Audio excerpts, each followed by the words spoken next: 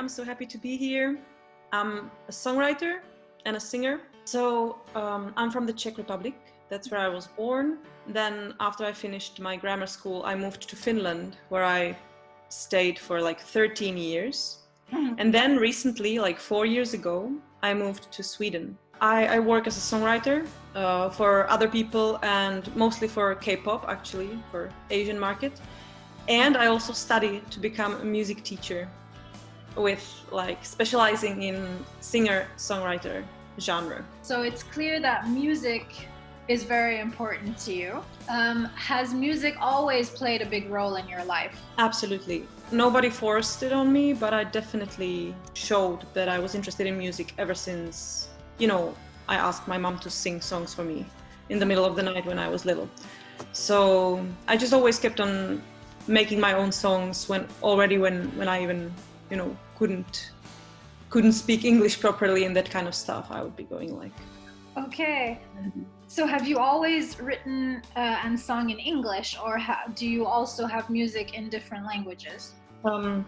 I have some music in Czech, of course, when I was very little, and then some songs in Finnish. But for some reason, it always was English. Like ever since I discovered Queen and Freddie Mercury, Okay. The Beatles and David Bowie and all that. And speaking of languages, because I've known you for many years now, and you have quite the talent for languages. So what languages do you speak, and how did this language skill come about? So I speak Czech, obviously, that's my mother tongue, and English, which I started to learn when I was, I guess, 11 officially. But then when I was 15, I was watching ski jumping one day, and I saw this Finnish ski jumper, Janne Ahonen, in front of the camera and say like, "Hyvää huomenta." So he was like this. I said, I love it. I'm gonna learn this language. And I did. And so I did. So that was, so I speak Finnish. I speak Swedish now that I live here in Sweden. German. I studied German. Also, okay. But it's horrible because now that I speak Swedish, it has taken over. But okay, going back to the Finnish, because this is quite interesting. You say you taught yourself Finnish. Yeah. And I mean, for those people who know what Finnish sounds like and what Finnish grammar is, I mean, that is a hard task. How did you manage that? Well, in the beginning, it's a little difficult because you have to memorize a lot of words that have absolutely no relation to anything. But then when you discover the logic in it, it's actually quite easy, because suddenly you'll be able to create your own words, and Finnish works that way, that you can just put together little bits and pieces, as you know. Yes, exactly. Yeah. So I loved it in the end because I felt this like sense of accomplishment every time I just like guessed a word and it was right, or maybe it didn't even exist, but everybody understood it because you build them. So for me, it became like a certain obsession, I guess. Like, how many words can I come up with? Finnish doesn't really have prepositions like English does. It's more like suffixes, where you end up with really long words. So really, respect. When I lived in Finland, I wrote quite a few songs that were kind of mostly nature inspired, or like about relationships, but a lot of metaphors and all these Finnish, pictures of the lakes and some birches and. Well, very fitting. The land of 1,000 lakes. It's really, Finnish nature is one of a kind for sure. But do you feel like maybe you change between your songs that are in English and your songs that are in Finnish, or is it still the same Lucie? I think I change. I think I'm a little bit more eccentric in my English songs, or like a little bit more, I don't want to say cool. The energy is a little bit more, sassy. Okay. Whereas in the Finnish one, it's a little bit more from the heart, maybe, and more poetic. It's just more poetic. Mm-hmm. Do you think there is some connection there between the actual languages, like between how Finnish is and how Finnishness is and the culture is and how English is? There's something about English and English lyrics that they are a little more straightforward, especially in pop songs. Whereas, there is this stereotype saying that Finnish people are straightforward.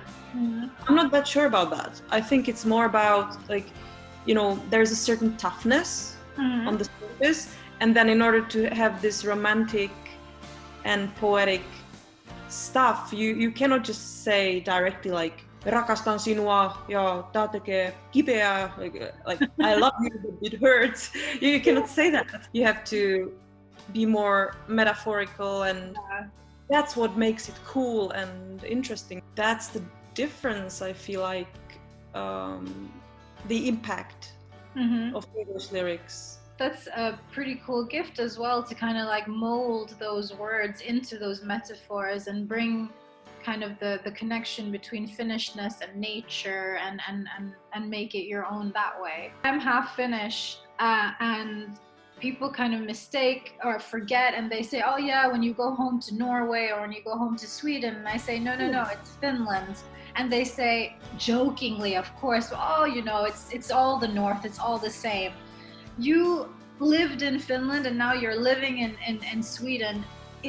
Can it be kind of generalized as, the cold north, or can you see big differences between Finland and between Sweden? I wouldn't say super big differences, but there are differences. I don't think it's fair when people put us all in the same bundle, like a category. But there are certain principles for sure that work the same. What's the same? The welfare and the idea of having this almost like socialistic society, but still individualistic. It's this weird mix. Yeah. I would say that's the same. But then, for example, when it comes to how people interact, I feel like there's more small talk in Sweden. Okay. It becomes more natural. People smile more. I'm not saying that it's a bad thing. I mean, I prefer it. I do like that you walk on the street and you smile at a stranger and say hello, good day, or whatever. Okay. Yeah. In Finland, for many years, it was quite difficult for me when I smiled at someone and they'd be like, or maybe like, fucked. Like, I don't know who this person is, I have to look the other way. Yeah, like I don't want to generalize, but you can definitely encounter this in Finland, that people kind of like don't know how to handle these acts of maybe not kindness, but like connection. Maybe it's not the norm. It's just not the norm. Finland is a very individualistic culture, but it's in no way mean. Like they're not rude if they don't say hi to you. But I must say that I have noticed in the last few years a change. The change is coming, where people do say hi to strangers. And for example, customer service in shops, it's like night and day compared to back then. They come with a smile, they ask to help, they wish you a good day. It's changing. It's definitely very high level when it comes to customer service. What makes your music your music? I have this certain theatrical vibe. I guess I combine everything that I've ever heard into some kind of an own style, I hope. And then I have this theatrical filter on it. A while ago, you had a cool challenge that you did where wasn't it that you asked your fans or the public to give you words? It was called the 3 words for a song challenge. Yeah. So, you know, and I did it for 1 whole year. Every month, I would ask people to send me 3 words per person, and then I drew randomly like a winner of the month. And I had to use those 3 words in a song and write it and record it and make a little video. So creative. Because I remember one specific word, and I wondered, do you still know how to say that word? Of course. Do you mean honorificabilitur dignitatis? Was it that one? That's fun.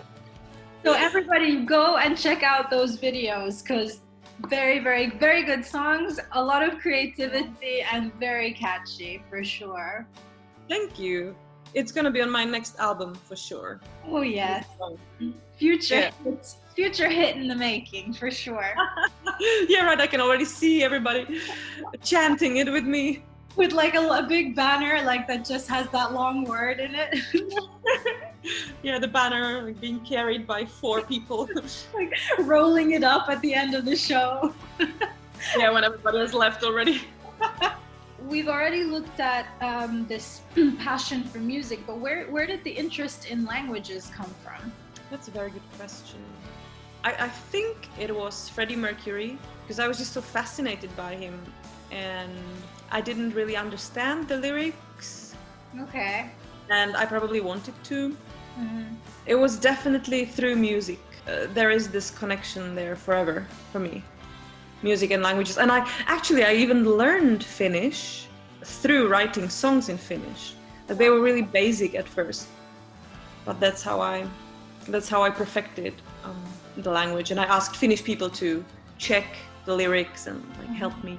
That's really amazing too, and I think it's wonderful because you are not afraid to try and speak the language. I think many people, they start learning a language, but they have so much kind of lack of confidence that they don't dare speak the language, and you haven't really had that problem, I think. But I totally know what you mean. It's understandable, and like certain settings are so stressful. Like if you're in a class, I don't know, and you want to do well, maybe that's very hindering for some people. No, it's true. If you remember, like being a school student, there would be classes of up to 20, 25 kids, and they're having the pressure of answering a question or putting together a sentence that could be very, very scary. And you know, it's not only kids, because I am an English teacher who teaches adults, and I teach both one-on-one and group lessons, and I can still say that even for some adults, they've said to me they prefer having one-on-one lessons because in groups they're a little bit self-conscious. Yeah, I think that's why I taught myself Finnish on my own. Successfully. Very successfully. Like, the beginning, the incubation period, maybe like the first year when I really didn't interact with anybody, maybe only online, you know, I had some pen pals. I'm in general this type of person that maybe first talks and then thinks. Yeah. And it works in my favor in that language aspect. Good. I think. Good. I definitely always focus on like learning those little colloquial phrases and just I try to talk the way people talk. So how did it evolve with Swedish then? I had developed a little interest before. I had taught myself maybe like just the basic stuff, and I had a vague idea of how the grammar worked. Okay. Like 4 months prior, and because I could speak German, it was relatively easy to kind of get into Swedish and kind of anticipate what I'm going to deal with, like in terms of grammar and some words as well. Like there are just so many loan words from German. Cool. And do you speak Swedish on a daily basis now? Yes, I do. Yes. So in order to get into the school where I study now, I had to do this comprehensive test. It's like IELTS. proficiency test basically, and that's when I immersed myself in Swedish so much then that it became natural. And that's the language of the school. I speak Swedish with my husband, but we switch a lot. We switch the code. Yes, you do. Do you think a person can fully adapt him or herself into a country and into the culture without speaking the language? For me, the language is so integral. So I would say no, but I don't want to limit anybody. But I don't know if that should be the goal either. Like, I don't think the goal is set right. Like, you don't have to adapt 100%, because like we are way too obsessed with like countries and nationalities as a concept, I think. And maybe it will no longer be relevant in 100 years, maybe. No, that's a good point, and I think that's what we talked about earlier. Right. But also the big question, who are you?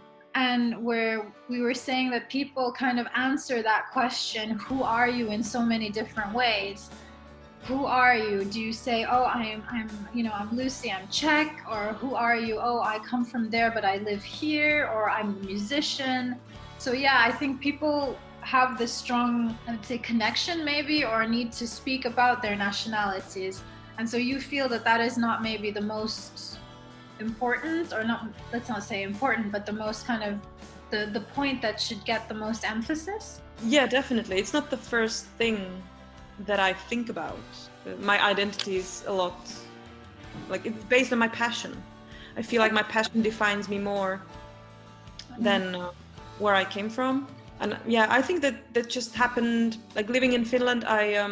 I made music with so many different people from different backgrounds and nationalities and like continents.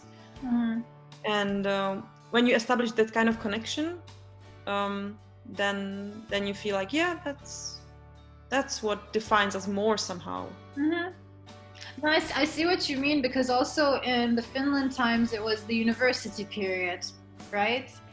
Yeah. And university, I mean the University of Jyväskylä in central Finland, universities in general, it's a very international atmosphere where kind of you are less exotic because everybody is from somewhere. And yeah, it could be for that reason as well. You don't need to be like kind of emphasizing where you come from, more like just what you're into or what you are in the country for. And often it's more interesting, quite honestly.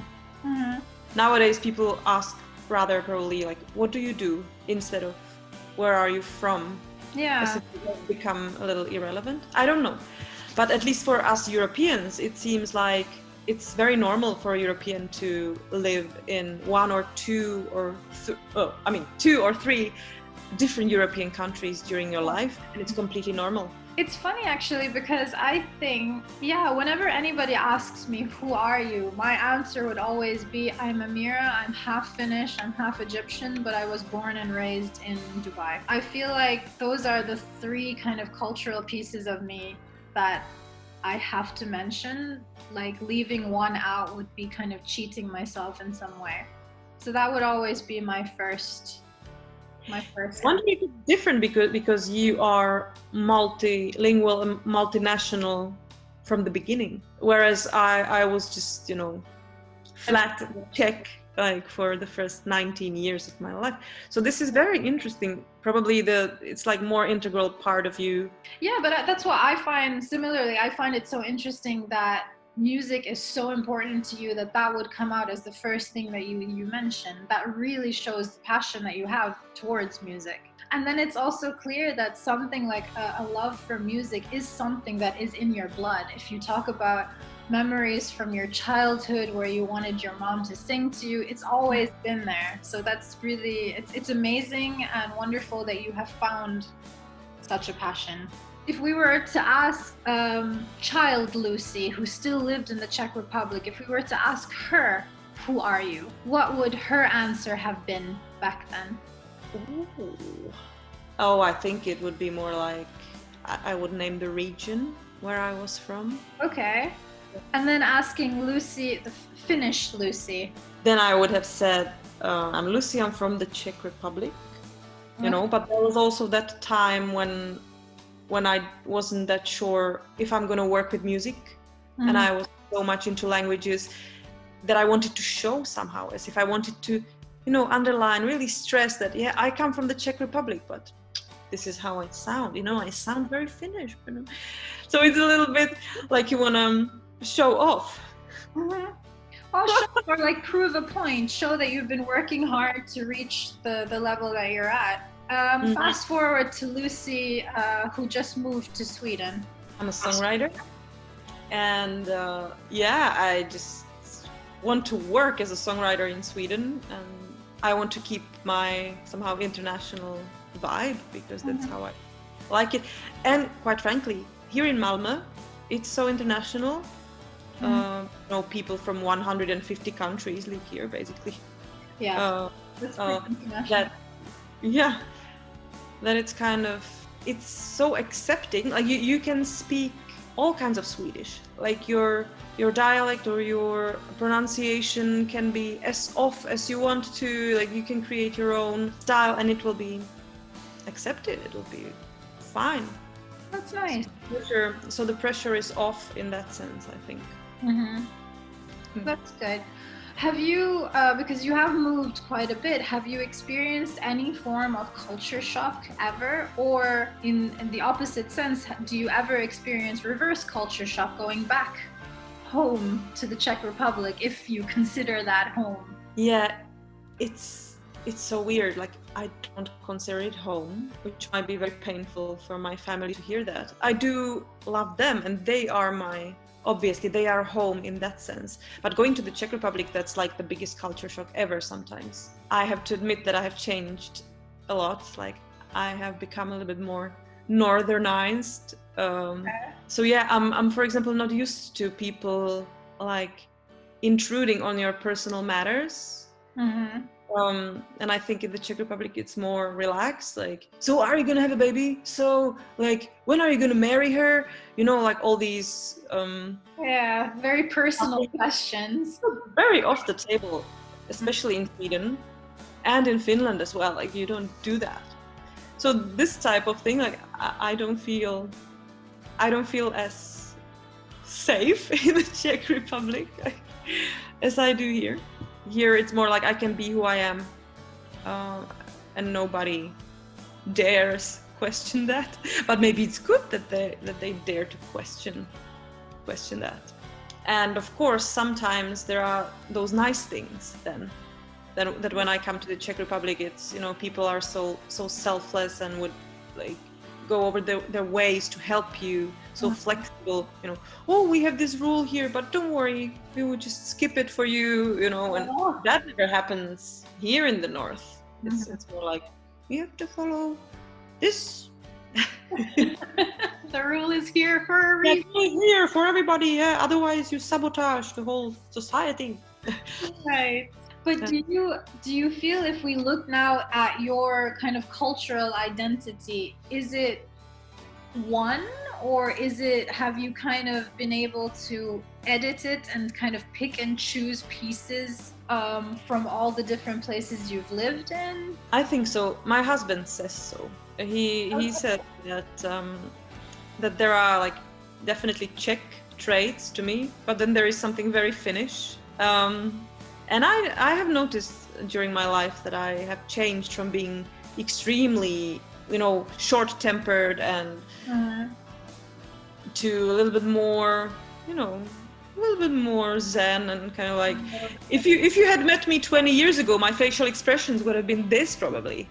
But now I have like, you know, a little bit more Finnish, a little bit calmer. So this is like a toned down version. But yeah, I would say Czech passion, but then this Finnish. Nowadays I'm better at letting people be the way they want to be and letting them speak, maybe wait, more patient. And then the Swedish part is more like this consensus thing. Like, you want the voices to be heard.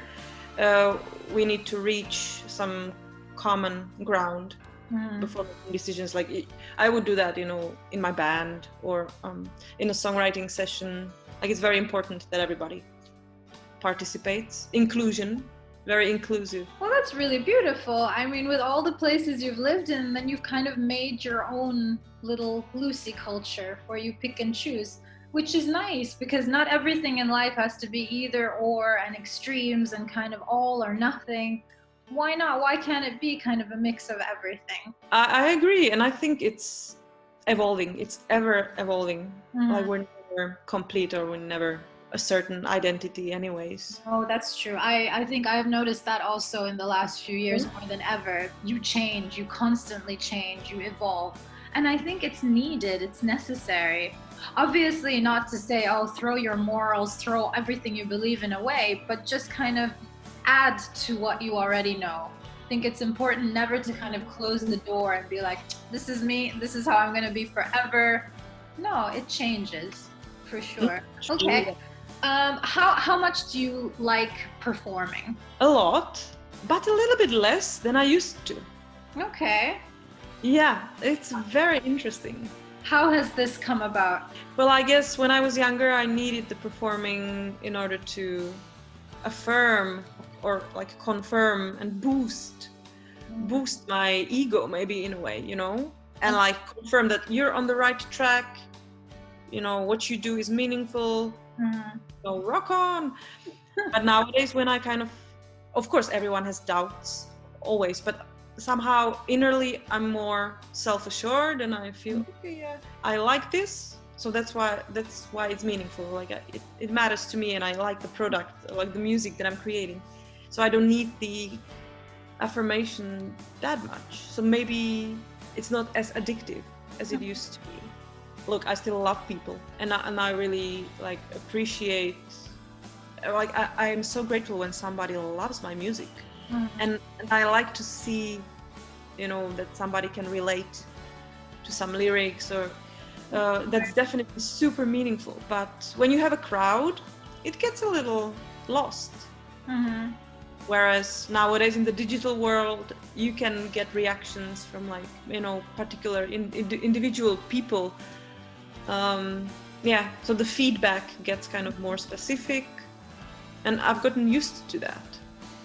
What is the future of music? Where do you think things are going now with the current situation? I think these digital performances will definitely become part of like concert live, which is going to be, if it's very rainy here, people can watch the same concert online instead. They don't have to, go there. And people in Scandinavia will really like this, I think, because many times, like whenever we have a concert and it's rainy weather or bad weather or snowstorm, we're like, oh shit, we're not going to get any audience, and then you have 5 people.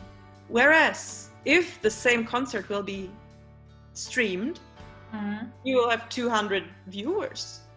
Yeah. Like, I'm just speculating, but right. It's going to become an internal part. Yeah.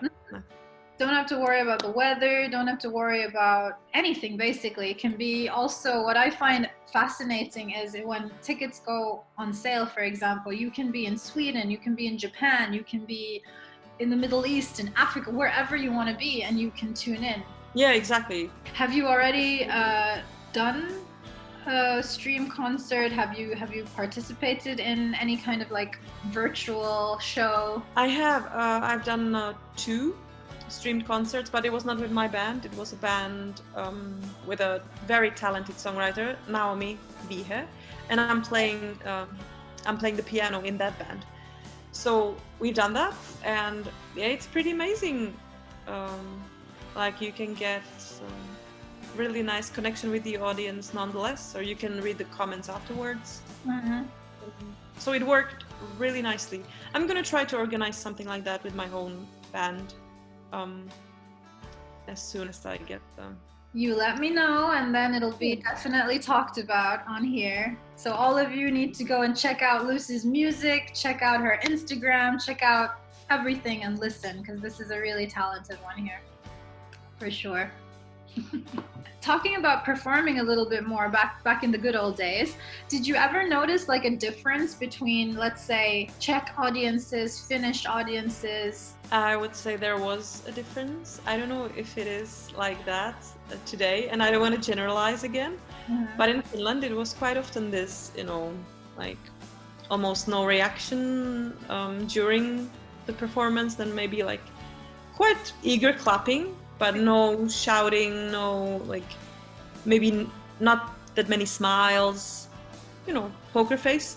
But then after the concert, people would come to me and be like, this really touched me, and like have tears in their eyes and that kind of stuff. Wow. So it was always a shocker. You never knew, because it was the same during every performance, and then sometimes afterwards, praise, waterworks, and sometimes nothing. So you didn't know. But in the Czech Republic, it's more straightforward. People would like clap during a solo or what have you. But that's also quite curious, because it's almost like culture even embedded in the behavior during a concert. Because I see it as the Finnish audience just kind of giving you, it's your time, it's your moment, we're not going to interrupt, we're just going to sit here respectfully and like listen to you.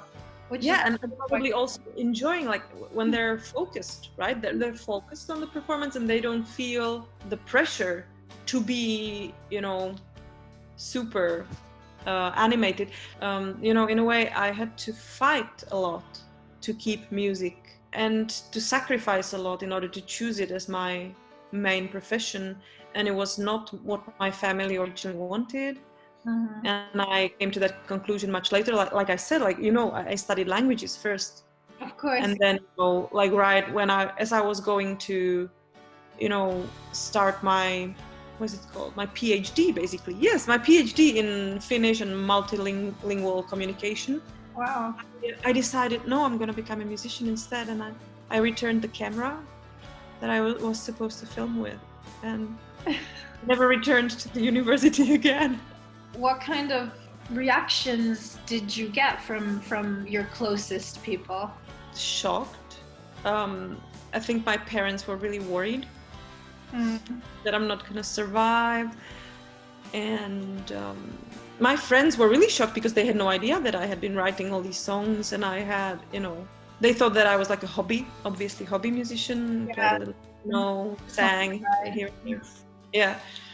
So it was a big change and big rush of emancipation, and just this.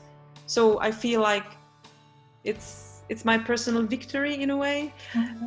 I will probably never be able to, earn huge money off of music, but it will now be like in focus for sure, and teaching music will be a nice part of it. So it's been a struggle in a way. So I think that's why I cling on to it so much, because I finally get to do it, and I enjoy it so much, and I'm happy that I took the step, that I didn't just take the easy way out. No, of course not. And you talk about it as a struggle. So it's what would you say to others who find themselves in this kind of a situation, where they say, okay, I have now two paths. I can go and get the full-time job and earn the salary that's like secure, or I could follow my passion, which is music. What would you tell them when they are kind of stuck in this crossroad? I would tell them that nothing is like either black or white, that you don't have to like be completely on one track only. You always hustle. Well, like that's what I did. Like it wasn't that I was only a touring musician. I was working some part-time jobs. But the energy, like definitely keep the energy. Don't give up. This sounds corny, but don't give up the spark that really makes you come alive. Like you don't have to. And even if you have a job with a salary for a while, so what? Like the other dream is still alive. Just don't completely bury it like I did for, I don't know, 5 years. And also like don't be too harsh on yourself. If for some periods of time it's a little bit dormant or just don't stop creating and doing things with love, like out of this perspective of like that it should give joy. Yeah. And going back to something you said in the very beginning, something about K-pop and J-pop. Yeah. So this is something that Swedish songwriters have been asked to do for a longer time now. I think it was quite popular in the 90s, and because Swedish songwriters are so good, internationally renowned, and nowadays it's much more diverse, or like there are definitely talented songwriters all over the world, and it's not that like monopolized anymore. But anyways, like it's still quite a business here. Wow. So yeah, I write a lot of melodies and lyrics mostly, and then there is a producer who produces a track. We put it together, and it gets sent to Korea or Japan. And if they like it there, at the publishing company, then they pitch it to their artists. And here's where it gets much less glamorous. Then you wait for like 10 years, maybe. Okay. Yeah. And if they decide, okay, now we will actually use this song, then you might get some royalties from it.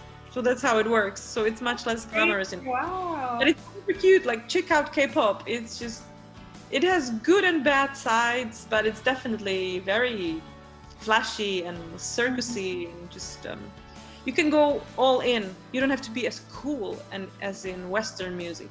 What makes you happy? When other people are happy. My cat makes me happy. Good weather makes me happy. Good music makes me happy. Tea makes me happy. Friends make me happy.